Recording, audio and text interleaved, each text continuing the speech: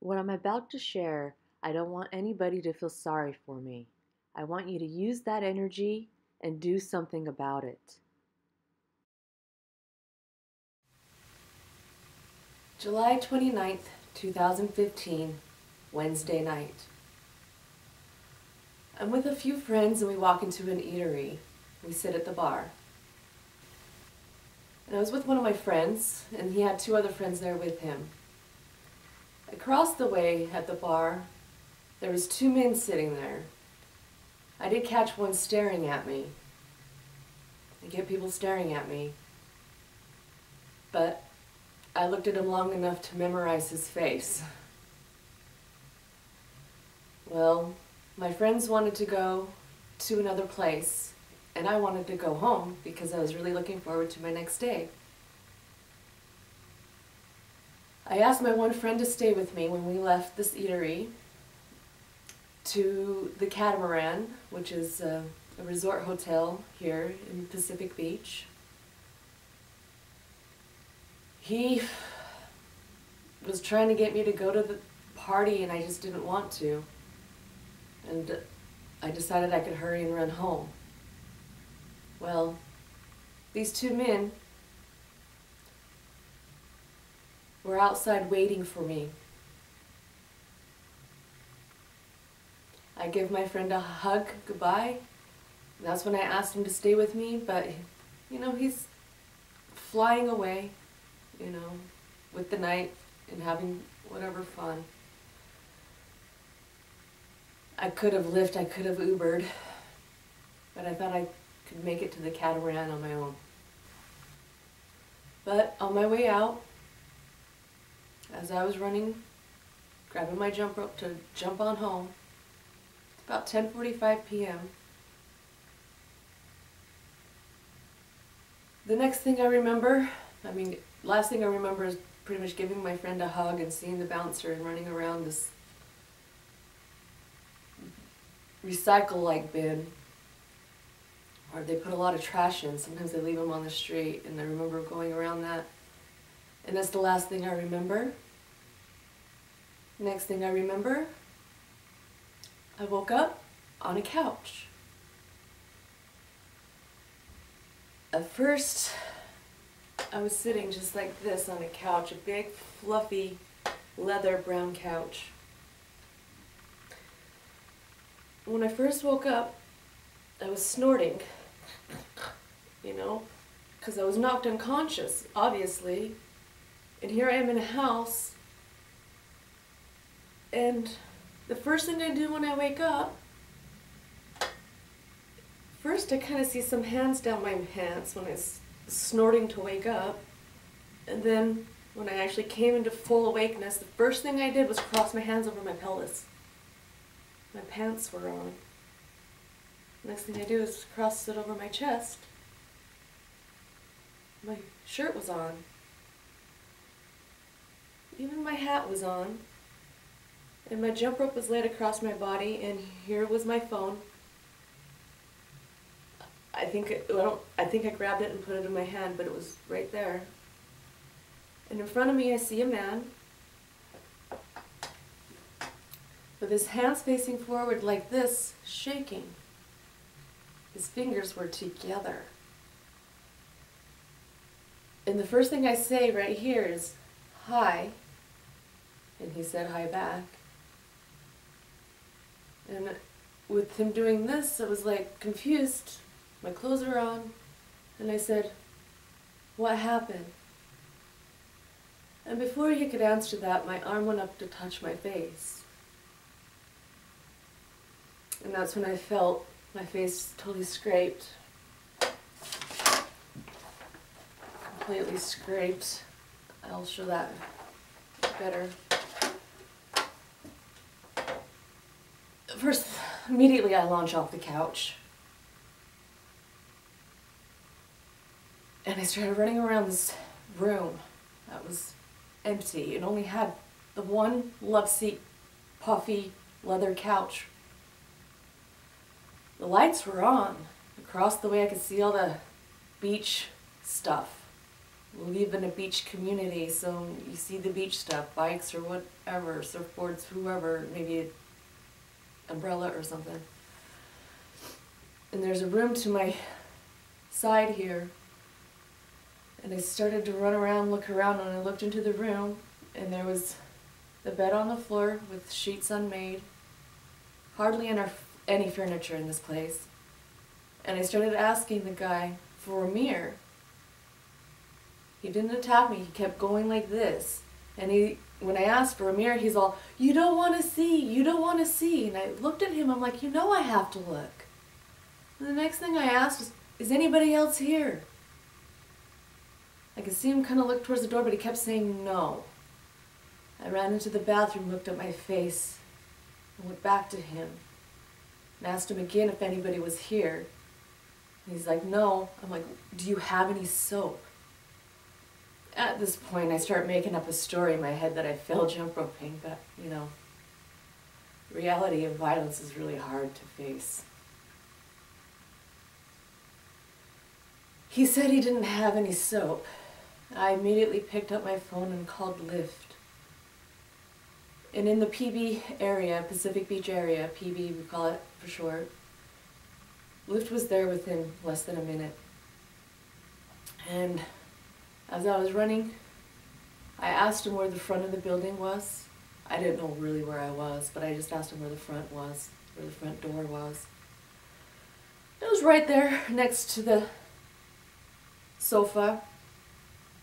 And the sofa had something next to me right here when I was sitting on it, which was not a blanket, not something you want to cuddle with, but it was black, thick nylon-y.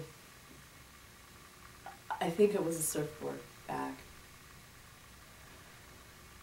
So I asked him where the front was, and he was in shock, didn't know what to do, I guess. But he was doing this, and in sheet offense, I teach to do this so you don't break a finger. Obviously, he had training. I run out the door. It was really dark. To my side over here, I could see a gate with a light-colored silver-like vehicle behind it, mid-sized. And for some reason, I kind of knew that was the alley. So I ran in the other direction, down this dark corridor to another gate. I was so relieved that the gate would open. Sometimes you need a lock to even open a gate from the inside. But luckily, it was open, and I ran out, and I ran between these two cars, and my Lyft driver was hollering my name. I jump into the back of his car, and he takes me home.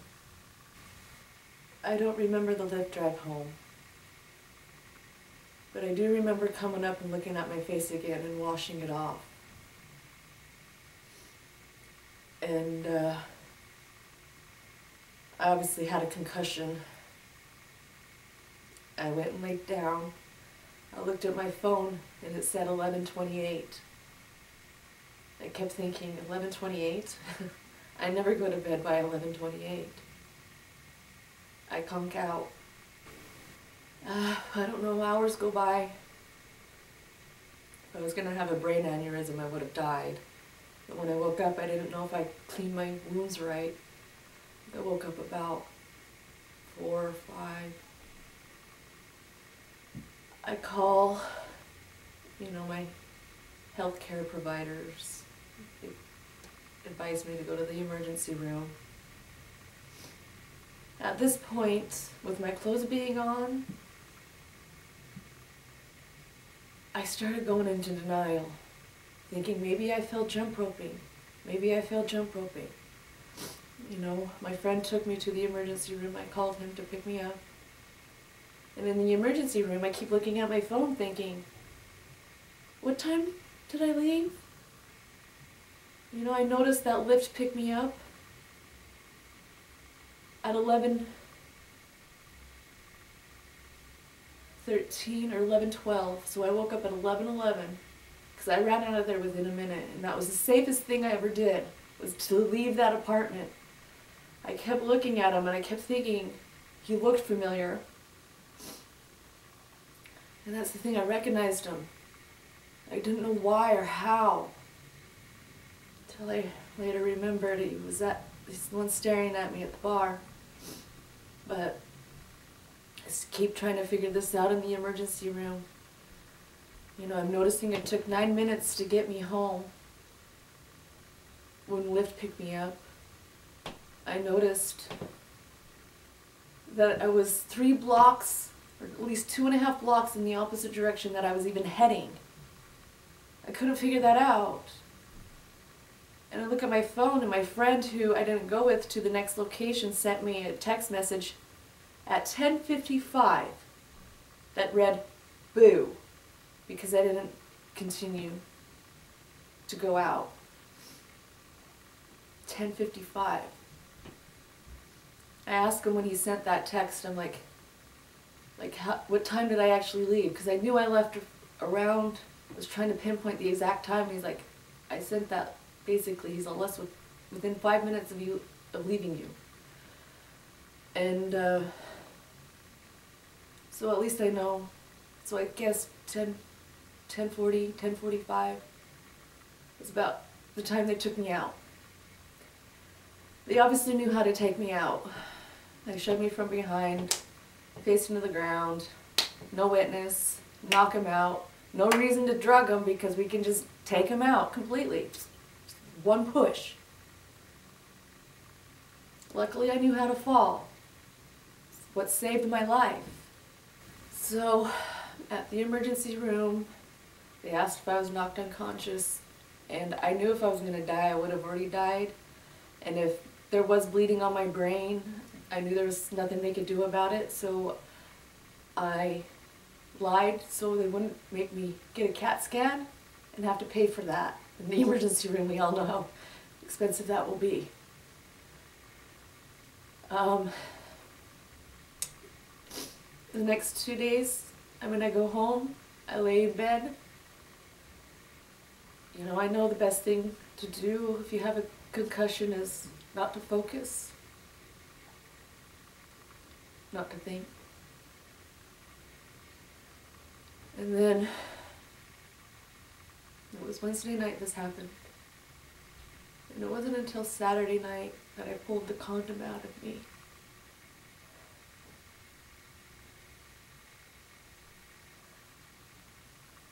And the story I kept telling myself about falling wasn't true. I kept trying to even pretend that this man was helping me, maybe.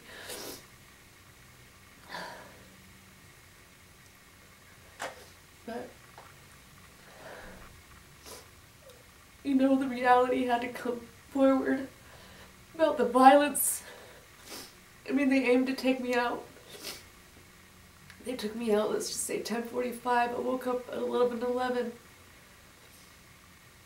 It's like 25 minutes, at least. When people get knocked out, they're usually only knocked out for a minute or two. 25 minutes.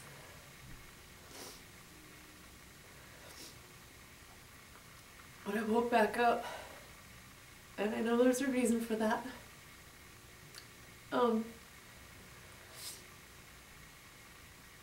I knew how to fall once again. So when they pushed me, I was able to land flat.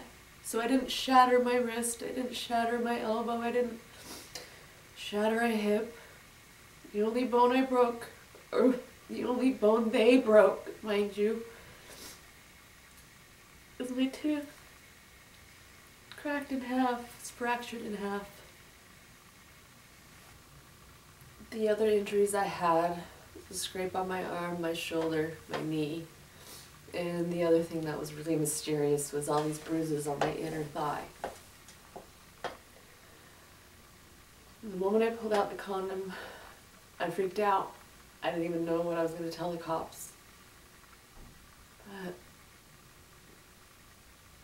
I put the condom in a bag and put it in the fridge. Waited till I could even get whatever bearings together. I call the police. A female detective shows up.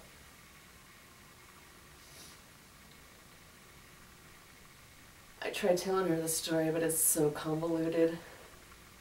I have my denial brain fighting with the reality, trying to figure it all out. And she basically came. Wanted to take some pictures, so I stood up against the wall. You know, I showed her my inner thigh and I turned my face to the side so she could take the photos. She takes whatever garbled statement I give. I tell her about, you know, the guy in the house. And I don't remember the Lyft drive home. I remember waking up, running out, jumping into the car, but I don't remember the Lyft drive home. That I thought, well, maybe it could have been the Lyft driver too. It wasn't the Lyft driver.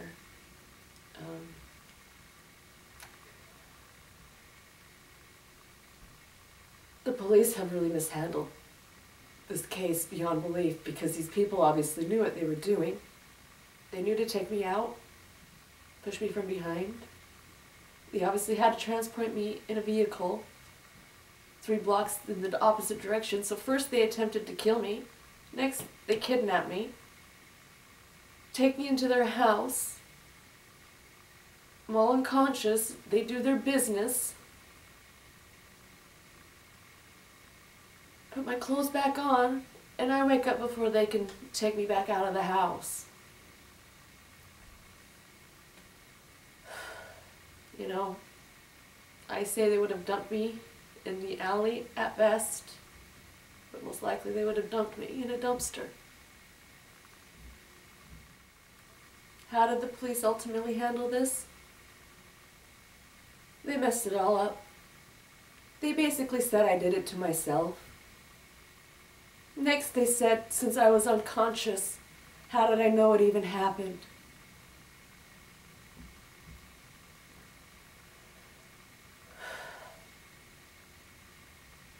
I recorded their conversations. Some of them. At least with the sergeant. I went around the detective and went straight to the sergeant. I plan on playing those for you. So you can firsthand see how awful they have treated me. And for the police not to take it seriously and let them run free. It's been the hardest thing besides what they did to me is knowing that they're still doing it to other people. Knowing that the police don't care.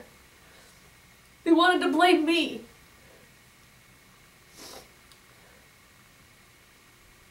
While these guys get it rent free. So the morning I talked to the detective the first time to give him the condom, they said they would have an organization contact me and to help me further. I thought at some point that they would examine me. So I waited all day, Monday, started trying to call the police departments, and apparently they don't work on Mondays. I took it into my own hands and emailed my gynecologist, and he seen me that day and had me come in. And thank God I never got pregnant. Thank God I never got a disease. Thank you. Or should I say thank you to the great goddesses who woke me up and let me escape without those types of hardships. It was decided it was best for me to go back to Salt Lake. So I did. I went back home for 2 weeks. During those 2 weeks, I just waited and waited for somebody from the police department to contact me. Finally, a man called me. And at this point, I realized I didn't fall jump roping. They took me out, and I guess the violence that went behind it was just so hard to absorb. And he seemed to almost care. You know, I told him they took me out, told them I didn't fall, told them everything I could. Just as long as I know, I was hoping they would see the severity of the situation, that these men planned what they were doing. No witness, push them from behind, knock them out, give no witness. Let's put her clothes back on, wear a condom, let's cover our tracks in some way. How they left the condom inside of me is probably because criminals mess up, right? Isn't that what they say? But when I seen that guy's eyes when I woke up, they were so glossy. I've never seen somebody so high on adrenaline before. I talked to the detective. Next day, a female detective calls me, and I start giving her the same statement, and then I mentioned that I had a male detective call me yesterday. I give the name, and she says to me, well, he's not supposed to be contacting you. I'm like, okay, whatever. Go deal with your office squabble over there. That's what I was thinking. And she takes my statement over the phone. But they kept saying to come, I'm like, I'm coming back to San Diego. I can give my statement there. They took some whatever crap statement over the phone. I don't know. I gave 2 statements to these detectives, and I don't know what they ended up with or how they deciphered to not care. Apparently they were missing my face again. A broken bone. I have DNA. I have a witness before and after getting picked up, and they're not seeing any of this. But I was told that ultimately they had to wait for the DNA to be ran, and I had to wait 4 to 6 months for them to run the DNA. Okay? They gather, whatever I was wearing, and the condom, and they come back with one DNA, but it doesn't match up against anybody. And the thing is I waited almost 5 months to get the DNA results because that's what they said they were waiting for. I have their location, pinned it.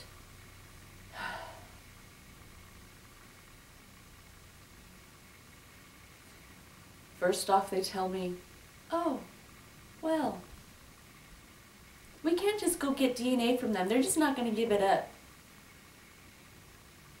They won't even knock on the door to say, hi, what happened? They won't even go get a statement from them. They're not even required to get a statement.